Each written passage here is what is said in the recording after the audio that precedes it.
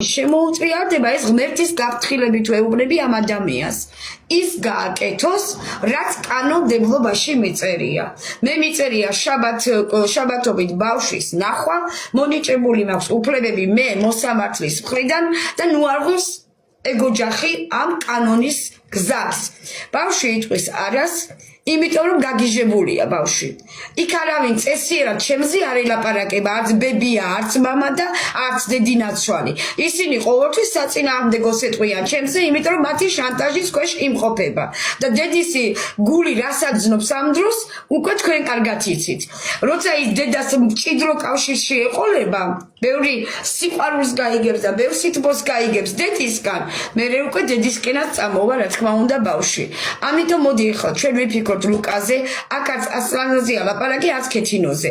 აქ არის ბავშვის ფსიქოლოგიაზე საუბარი. 12 წელს ლუკა ალადაშვილზე. დედაც უნდა, მამაც უნდა.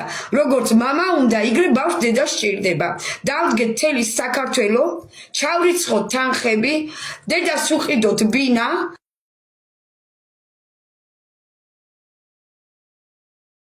მემონიჭებული უფლება, მე შაბათობით წამოყვანის უფლება მომანიჭოს მოსამართლემ, ქალბატონმა მარინა ცერცვაძემ.